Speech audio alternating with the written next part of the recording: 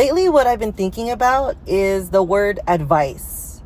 The act of giving advice, the act of getting advice, even if it's unsolicited, or the best one is asking for advice. Then I decide, no, I don't like what you're saying. I'll do what I wanted to do originally. When I would color in my coloring book, there would be clouds in the picture. So I would decide, do I want to color it blue? Do I want to color it white? How about pink? But there's that little voice that tells me, you should color those clouds white, because in real life, clouds are white. That starts at a very early age of giving advice. Oh, here, you should color the clouds white. Something as simple as coloring a book molds into who I am today. Advice. Another little one is when you're getting picked on at school, I would tell who would I tell? Who would I talk to when I was little? Let's see. I would talk to my sister. I would talk to my brother. I would talk to my mom and dad. Cousins, not really. I wasn't very close with my cousins, especially here where I'm at living. I wasn't very close to them. So the people I did talk to when I was little were my immediate family members. I would tell them, there's this boy who's picking on me. He's being mean to me. More oftentimes than not, what I would get is, oh, that boy likes you. You should talk to him. You should mess with him. I was about maybe 11 years old. But my question is, where does that advice come from? Why is it when someone's picking on me, it automatically means they like me? So then when I start to look for a partner in this world, I'm looking for someone who's mean to me, who makes fun of me, because I was told that if someone's mean to you, that means they like you. Or if it's a girl with another girl, oh, she's mean to you, it's because she doesn't like you. She's jealous of you. I'm questioning more of where advice comes from. Why do I need to ask for advice? Even though I know I'm going to stick with what I want to do. Advice.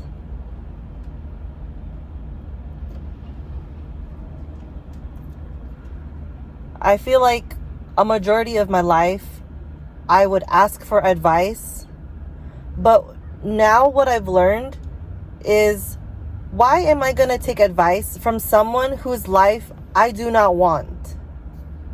An easy example would be my parents, my colleagues, my uncles and aunties. They would tell me all the time, you should go to school. So I went to school. You should work at a company that pays you well. I've worked at a company that pays me well. You should have a house by the time you're 25. That's where I stopped. You should have kids by the time you're 25. You should have a house so that your kids can grow up in that house. That's also where I stopped. I decided to ignore the advice from other people to have children. I would question myself if I'm doing the right thing by not having kids, because the advice given to me was that it's important that I have children, because if you don't have children, who's going to take care of you? So for many years, I thought about it. If I don't have children, who's going to take care of me when I get older? Who's going to drive me to my doctor's appointments when I can no longer drive? When I began questioning the advice given to me on how I should live, it helped me find who I am. It helped me learn how to read other people. A lot of times when someone tells me, even now, I'm asked, are you going to have any kids? When are you going to get a real job? Don't you want to have a beautiful home? Don't you not want to worry about money? You should probably start looking for a better job. You should start having stable income. I appreciate that advice that's given to me. I don't ask for that advice, but yet people feel inclined to share the knowledge that they've been told. But that person who's giving the advice to me, have they ever questioned that advice that's been given to them?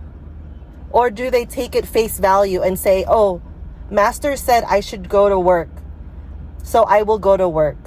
Master said I should get a fancy car, so I'll get a fancy car. It's so strange, huh? I feel a lot better though. I feel more free now that I no longer take the advice of other people. Now when I see other people living the life that they tell me to live, I'm happy for them. If you're happy with the way you're living, then I have no problem with that. But where I do have a sort of, I wouldn't say a problem with it, is, well, I get annoyed. I get annoyed when someone pushes their lifestyle onto me. Then they say, all I want is for you to have a beautiful life. But what about my life makes it look not beautiful?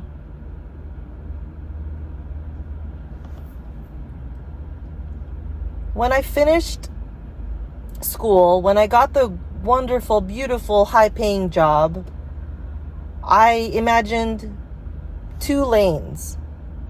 Well, yeah, 2 lanes. One is going straight and one is going right. The straight line is what everybody else in this world that I know have already accomplished.